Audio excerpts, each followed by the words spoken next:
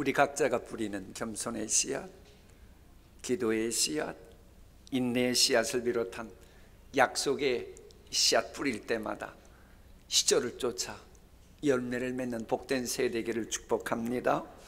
자, 이 새해가 되었습니다만은 여전히 우리 마음속에 어둠이 있고 가정에 여전히 어둠이 있을 수 있습니다. 그럴 때에 여러분 우선순위를 놓치면 안 돼요. 자꾸 어둠과 먼저 싸우려고 그러는데 그러면 해답이 안 나옵니다. 그럴 때는 어떻게 해야 되느냐? 우리 아이들도 있는데 저렇게 빛이 오면 어둠은 물러가는 것입니다. 어둠이 물러가는 빛의 가정 되시기를 축복합니다. 사실 많고 많은 사람들이 있지만은, 가정들이 있지만은 빛의 가정이 있고 어둠 문제를 해결하지 못하는 어둠의 가정이 있습니다. 주님과 사귐이 있는 가정은 빛의 가정이고 주님과 사귐이 없으면 어둠의 가정입니다. 왜? 예수님이 빛이기 때문입니다. 예수께서 가라사대 나는 빛이요. 여러분, 빛의 가정이 되면요, 우리에게 있는 기쁨을 빼앗아가는 어둠이 한 길로 왔다가 7길로 도망갑니다. 왜? 빛이 오면 어둠은 그때부터 도망가기 시작하거든요. 그들이 한 길로 너를 치러 들어왔으나 네 앞에서 7길로 뭐하리라? 그러면 빛의 가정이 된다고 하는 건 뭘 의미하는 겁니까? 간단합니다. 빛과 사귐이 있으면 빛이 들어와서 빛의 가정이 되고 무지몽매하면서 벗어나게 하는 진리를 행하는 그런 가정이 되는 거예요. 하나님은 빛이시요, 빛 대신 하나님과 사귀면 진리를 행하는 것입니다. 저기에서 이 사귄다, 이 사귐이라고 하는 말을 굳이 학문적으로 정리하면 저렇게 요점이 됩니다. 내가 누군가와 사귄다고 하는 얘기는 그 사람과 무엇인가를 공유한다는 얘기고, 공유한다고 하는 말은 그것을 나눈다는 말입니다. 그래서 이 사귐의 관계라고 하는 것은 공유, 나눔이 있는 파트너, 동반자 관계를 의미해요.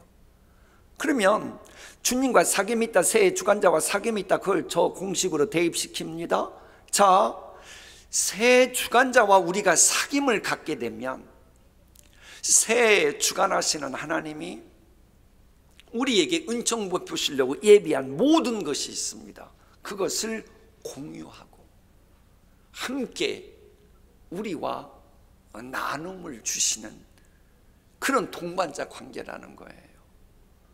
그러니까 새가 와도 새 주관자와 사귀면 새 필요한 모든 것을 얼마든지 그분과 공유하고 나눔이 있기에 실족하지 않습니다.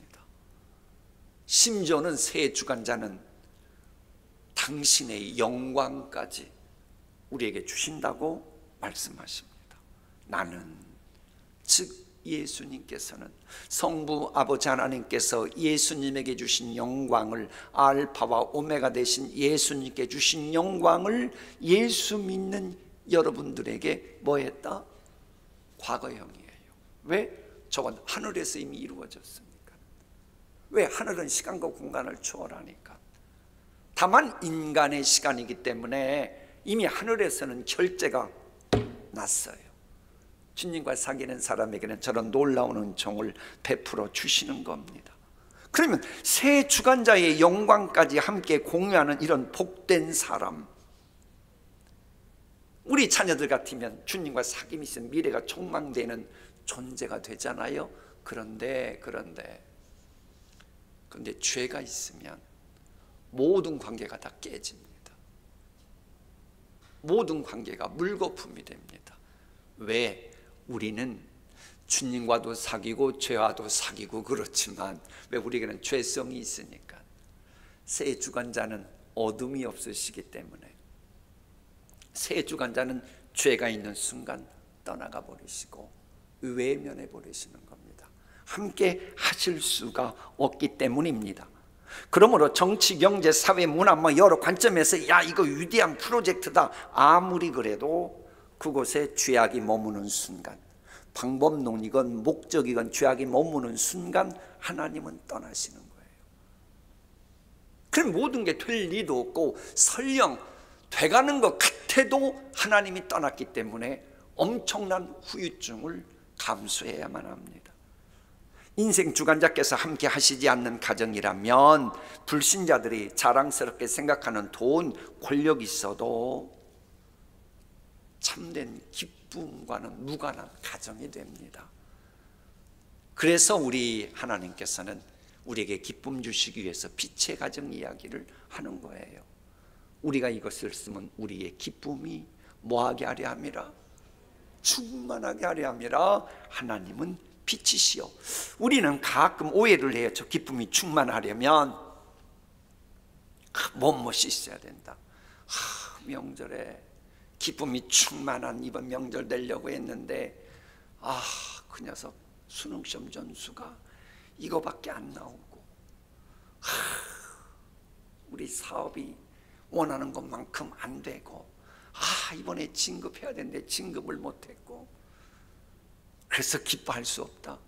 죄송합니다만 이런 사고방식 가진 분은 이교도적입니다. 예수님 방식이 아닙니다. 물론 우리가 그럴 수는 있으나 분명한 건 그건 성경적이 아니고 이교도적이고 사탄적임을 잊어서는 안 됩니다. 이 기쁨이라고 하는 것은 빛에서부터 출발하는 겁니다. 한번 바꿔 생각해 볼까요? 얼마 전에 이태리에서 있었던 실화죠. 사람의 영혼을 기피하게 만들고 자신의 목적 달성에 방해되는 사람이라면 파리 목숨처럼 검사인데도 검사의 아내 자녀들까지 잔인하게 죽이고 그러면서도 그 오랜 동안 피신할 만큼 인맥도 있었고 권력도 있었던 그 가정, 어둠이 있는 그 마피아 보스의 가정에 기쁨이 있다면 그 기쁨이 정상입니까? 그건 정상이라고 할 수가 없는 겁니다. 우리 가운데 기쁨의 출발이 우리 자신의 가족의 능력 혹은 스펙이 있다고 생각할지 모르는데 아닙니다. 하나님의 능력으로 하나님의 기름 부으심을 받았던 사울왕의 비참한 말로 보십시오. 그게 기쁨이었습니까? 하나님의 택하심 속에 기름 부음 받았던 항존 직분자였던 니골라 보십시오. 나중에 이단의 하순이 되어가지고 그렇게도 요한계시록에 나올 만큼 엉터리 인간이 되잖아요. 여러분, 능력이 기쁨의 출발점이 되는 게 아닙니다. 빛에서 출발할 때만 기쁨이 충만해집니다. 이것은 우리 기독교가 강조하는 예수님의 사제 운총과도 역시 깊이 맞물려 있습니다. 여러분, 왜 십자가가 중요합니까? 예수님이 빛이라고 하는 이 메시지를 모르면 예수님 십자가 이해 못합니다. 우리는 흔히 하나님의 사랑, 하나님의 자비, 하나님의 긍휼 이것만 자꾸 강조하는데 십자가를 말하면서 그건 앞뒤가 안 맞는 말입니다. 아니, 하나님의 사랑만 말한다면 죄 있을 때 용서해 주시면 되지, 안 그래요? 용서해 주시면 되잖아요. 왜 예수님이 영광보좌 버리시고 이 땅에 오셔서 십자가에서 처절하게 돌아가셨어야 했어요? 아니, 사랑만 강조하면 천국에서 용서해 주면 끝났지요. 그런데 그게 아니거든요. 하나님은 빛이시거든요. 빛이시기 때문에 어둠이 있는 죄인들과 화목하길 원하셨던 거예요.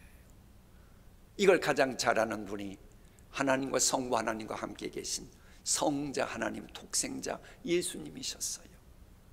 그래서 빛이 어둠과 조화를 이룰 수 없다고 하는 바울 서신의 말씀처럼 예수님은 이 빛 되신 주님이 어둠을 쫓아내기 위해서 빛 되신 방법대로 영광 보좌 버리시고 인간의 옷을 입으시고 처절한 희생을 감수하며 십자가에서 어둠을 다 담당하고 지옥까지 내려가셨던 겁니다. 죽으셨던 겁니다. 그래서 어둠이 물러갈 수 있었던 거예요. 자, 여쭤봅니다. 하늘 보좌에서 희생 하나도 없이 내가 너희들의 죄를 내 사랑으로 용서하노라, 이 사랑하고 빛 대신 분이기 때문에 영광 보좌까지 버리시고 인간의 옷을 입으시는 성육신 대신 낮아지심까지 동원하고 처절하게 죄값 담당하고 돌아가신 희생하신 하나님의 사랑하고 여러분 생각에도 어떤 사랑이 더 귀한 사랑입니까? 말로만 하는 사랑, 희생이 없는 사랑, 그걸 누가 믿어요? 그래서 하나님은 빛이시라고 하는 이 관점에서 예수님의 십자가 사랑 접근해야 주님의 십자가의 보혈 은총이 얼마나 깊어지고 높아지고 풍성해지는 것을 경험하게 되는 겁니다. 기쁨의 출발 뭐라고요? 빛이에요. 빛. 이게 있어야 드디어 하나님의 다른 속성들, 성경에는 하나님의 속성이 사랑만 있지 않죠. 하나님의 사랑도 의로우심도 거룩하심도 빛도, 이 모든 것이 십자가의 도를 통해서 관통하며 제대로 복음이 우리에게 다가오게 되는 것입니다. 뿐만 아니라요, 현재 우리 가정에 좀 미흡한 구석이 있다, 부족한 구석이 있다, 그래도요 빛 대신 예수님과 사귐을 갖잖아요. 항시 소망이 있습니다. 기뻐할 수 있어요. 왜? 빛이 임하는 순간 어둠들은 도망가기 시작하거든요. 이 지금 당장은 뭐 온 우주가 막 환한, 우리 가정의 삶자리 모든 구석이 다 환한, 그건 아니지만 빛 대신 주님과 사귐을 갖노라면 의인의 길은 돋는 햇볕 같아서 점점 빛나서 원만한 광명에 이르는 것처럼 아무것도 없었던, 별 볼 일 없었던 이스라엘 백성들이었지만 그들이 빛 대신 주님 따라 구름기둥 불기둥 따라 인도하다 보니까는 나중에 약속의 산지 차지하고 시조를 쫓아 과실을 맺고 기뻐하게 됐잖아요. 그래서 내가 좀 현재 부족하고 연약해도 사랑하는 여러분, 여러분 가정에 뭐가 부족하고 뭐가 부족하고 다른 일과 비교해서 뭐가 좀 열등 갖게 하고 아무리 그래도 주님과 교제하는 신앙 전승 있는 가정이라면 그 가정은 기뻐해도 되는 것입니다. 그런데 빛 대신 예수님 방법이 아니면 아무리 하나님의 사랑 외쳐도 그건 어둠이고 거짓말일 뿐입니다. 본문 말씀이죠. 우리 함께 읽어볼까요? 주님과 사귐이 있다고 하고 어둠을 행하면 거짓말이요. 본문 말씀이 저거예요. 내가 주님을 사랑하는 주님과 사귐이 있어. 그러면서도 방법론에 어둠이 개입되면 하나님은 이 거짓말장이야, 나를 우롱하느냐, 하나님은 만울이 여김을 받지 아니하시나니. 여러분, 그렇기 때문에 배우자나 부모님이나 자녀나 교회 형제자매들을 이해하고 해석하는 거 예수님 방법이 아니면 거짓말이니 모양이라도 버려야 합니다. 뭐 반쪽은 빛이고 반쪽은 어둠이니 내게는 아직도 빛이 있다. 성경에 그런 빛이 어디 있어요? 빛에는 어둠이 없는 건데 빛에 어둠이 있는 빛 봤어요? 그런 것에 속아 넘어가면 안 돼요. 반쪽은 빛이고 반쪽은 어둠이니 뭐 인간이니 그럴 수 있지. 그게 바로 우리가 예수님 닮아가도록 하는 것을 방해하고 우리의 속사람이 반인 반수, 반은 인간이고 반은 짐승되게 만들려는 사탄의 함정임을 잊으면 안 됩니다. 빛 대신 하나님을 떠나서 하나님과 관계를 나눈 지금 삶에 있는 것처럼 착각하게 만드는 것만큼 또 무섭고 두려운 신앙생활은 없습니다. 빛 대신 예수님 방법 떠난 상태에서 빛 대신 말씀을 외친다. 이것은 진짜 불행한 신앙입니다. 왜? 이 세상에는 잘못된 영이 너무 많아요. 성경 말씀을 인용하면서 빛의 사자로 가장하는 어둠의 세력들이 많이 있잖아요. 그래서 사탄이 예수님이 욕할 때도 그러고, 사탄의 하수인 이단들이 기성교회 잘 나가는 교인 포섭할 때 뭔부터 말해요? 성경 이야기부터 하잖아요. 빛 대신 하나님의 말씀 이야기부터 하잖아요. 그래서 성경은 뭐라고 말하느냐? 영들이 하나님께 속하였나 분별하라. 너희는 믿음 안에 있는가? 너희 자신을 시험하라. 예수님은 저것을 어떻게 적용시켜요? 열매로 알지니. 열매 맺히는 거 보면서 너희 자신을 시험하라고 예수님 경고하시는 겁니다. 우리 기쁨이 충만한 가정이 되려면 제발 빛 대신 예수님, 오직 예수님과 사귐이 있는 가정이 되어야 돼요. 만에 하나 가정에 빛 대신 예수님 방법이 아니고 세상 사람들이 빛이라고 말하는 그 어둠을 끌어당겨 놓고 그렇게 가정생활하고 괜찮을 줄 아세요? 인간은 속에도 인간보다 술수가 높은 마귀는 못 속입니다. 마귀는 귀신같이 찾아들어서 그 가정에 비집고 들어갈 겁니다. 하나님은 더더욱이나 속지 않지요. 그러므로 우리 잊지 마세요. 빛으로 가정한 어둠의 찌꺼기들은 내 마음, 우리 가정에서 제거해야 돼요. 그래야 그 가정이 희망이 있지 않겠어요? 남들은 그 누가 뭐래도 오직 예수님 방법으로 된다면 이제 새로운 창조 역사는 만들어지는 거예요. 왜? 빛이 있으라 하시면서 세상 모든 창조 역사가 만들어졌듯이 말입니다. 마음의 묵은 찌꺼기들을 제거해야 참된 기쁨의 씨앗이 뿌리를 내리고 열매 맺는 기경이 가능해집니다. 또 그래야 복음의 씨앗이 열매 맺을 수 있는 거예요. 물론 우리에게는 죄성이 있어요. 이렇게 하나님의 말씀 듣고 내가 다시는 이래야지 그렇다가도 또 넘어지기 쉽고 그런 존재가 우리 인간인 건 맞습니다. 그래도요, 완전 무결한 존재가 아니어도요, 그래도 빛 대신 주님과 사귐는 것을 천부의 의지 없어서 손들고 옵니다.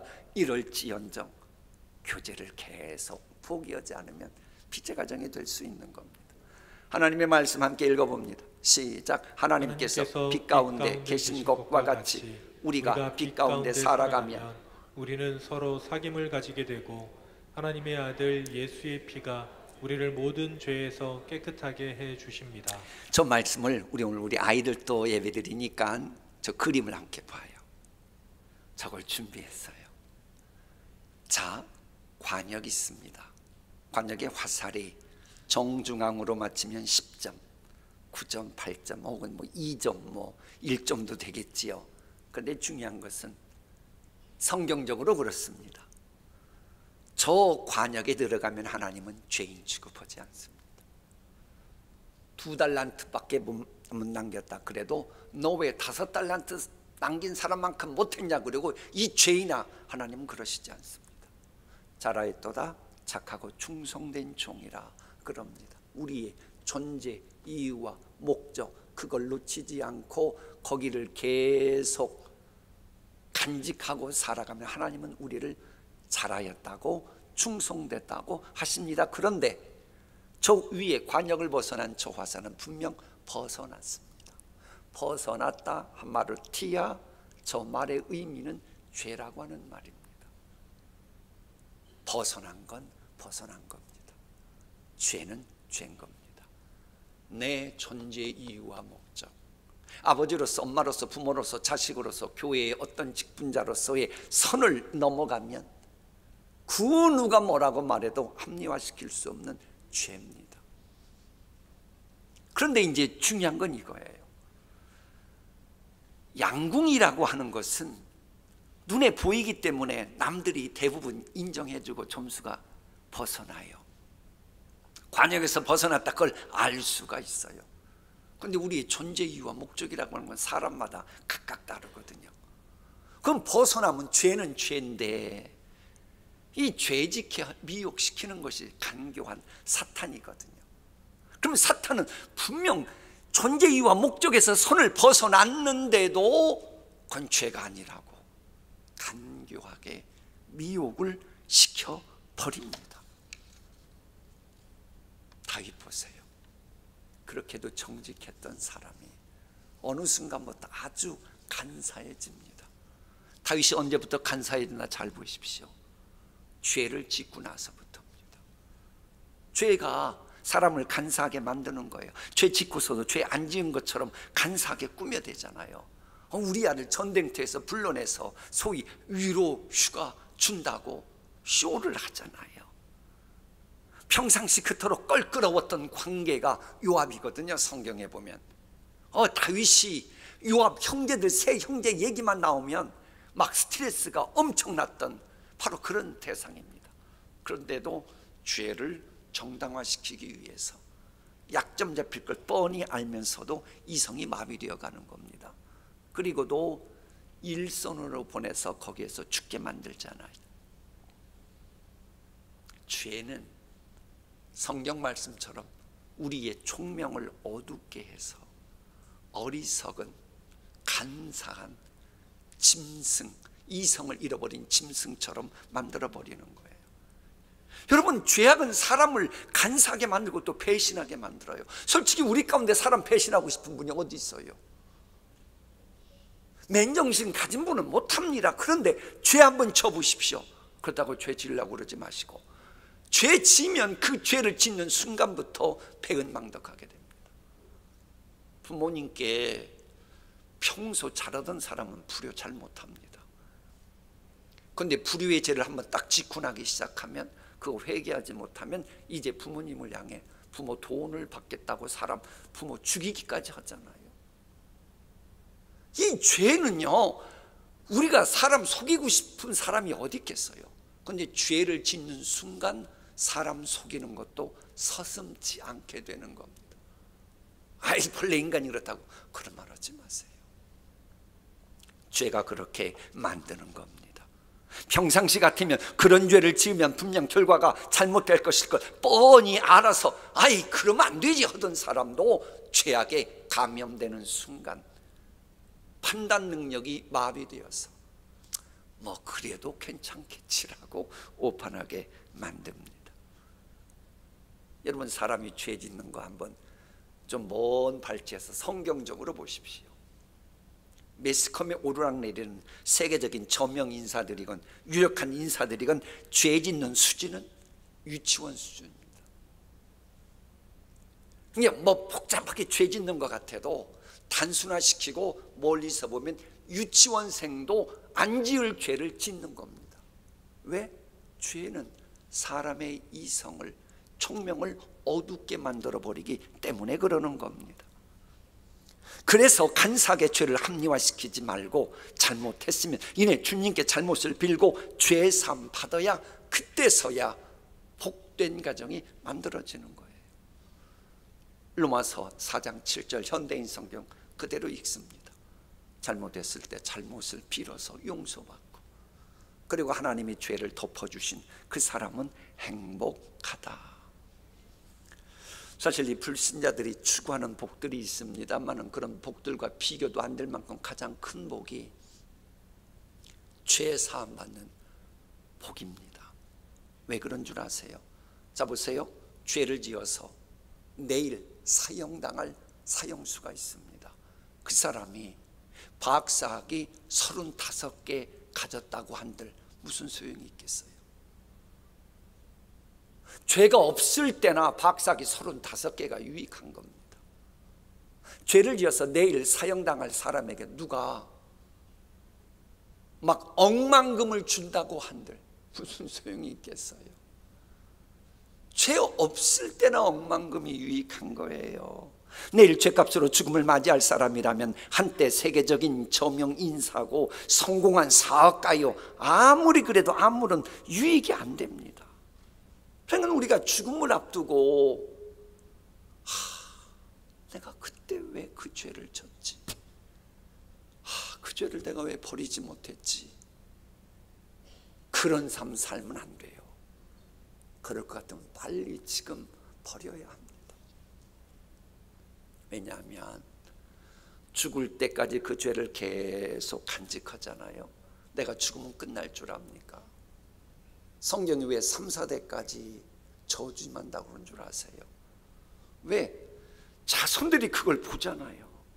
보고 배운 겁니다. 나도 모르게. 그러면 고스란히 3, 4대까지 그런 불행한 일이 계속되는 겁니다.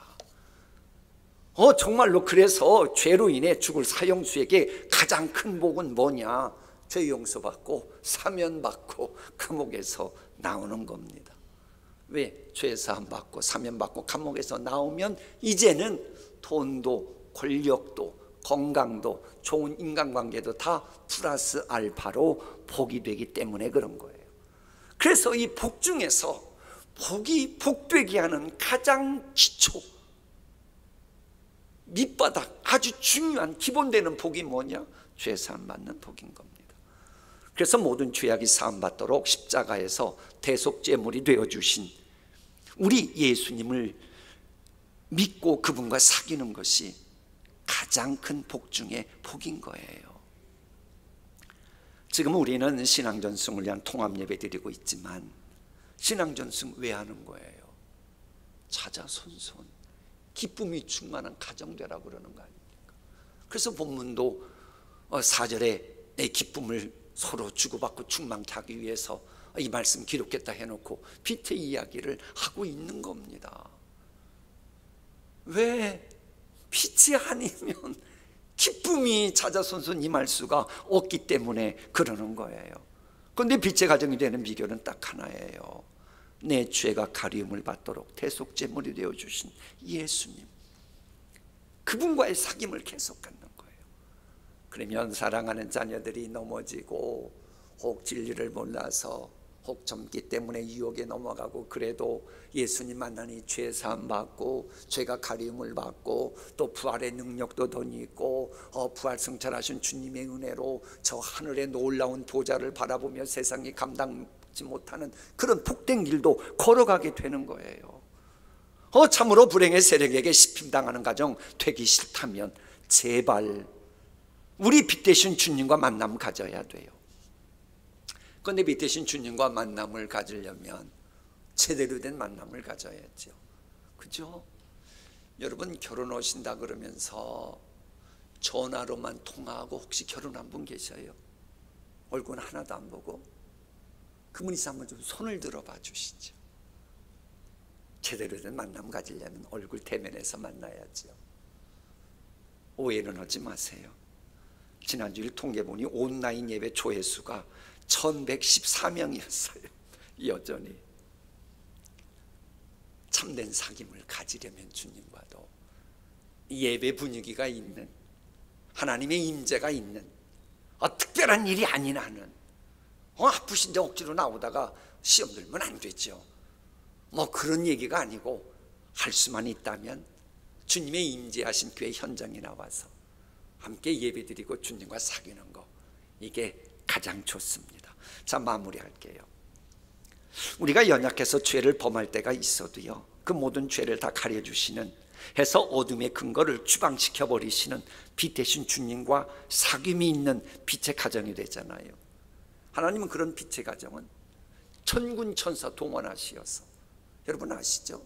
마귀도 하나님 허락받아야 못된 짓 합니다. 하나님이 노 하면 못해요.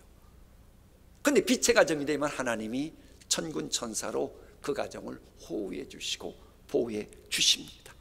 그러면 죄악의 세력이 어찌하지 못해요.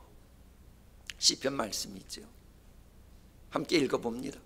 주님의 천사가 주님을 경외하는 사람을 둘러진치고 그들을 건져 주신다.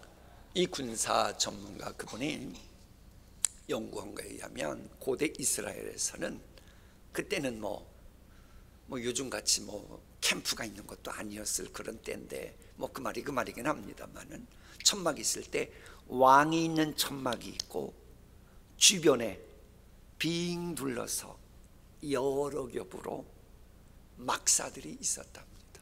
왜? 혹시 적이 왕을 공격해도 차단시킬 수 있도록 방어하기 위해서 그랬다는 거예요. 그럼 저 말씀 보세요. 인간의 모든 것 주장하시는 주님의 천사가 주님과 사귐이 있는, 그러니까 주님 경외하지 않겠어요?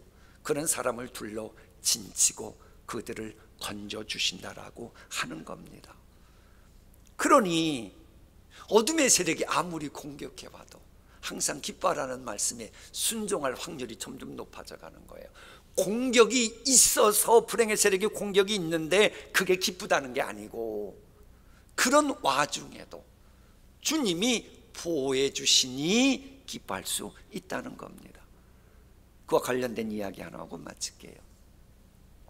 오스틴 딘 목사님이 나이 들어 병상에 누웠을 때, 사람이 나이가 들고 병상까지 누웠다, 그럼 별의별 생각 다 들잖아요. 그때 마귀가 찾아온 겁니다. 그리고 이렇게 말했답니다. 딘 목사, 너는 평생 동안 내가 하는 일을 방해한 원수였지. 이제 너는 병이 들고 아무런 힘도 없고 능력이 없으니 이제부터 본격적으로 너에게 잔인한 복수를 할 것이다. 그래서 이 딘 목사님은 이렇게 말했대요. 사탄아, 물러가라. 네가 나에게 복수를 하기 전에 너의 권세를 깨트리실 성령님의 울타리가 나를 둘러 진친 것을 너는 그것도 보지 못하느냐. 그랬더니 마귀가 물러갔고, 그래서 기쁨과 평안을 누릴 수 있었다, 그런 이야기입니다. 하나님께서 천군 천사들을 보내서 빛의 가정을 울타리처럼 둘러 진쳐 주신다면 우리가 누굴 무서워하고 무엇을 두려워하겠습니까?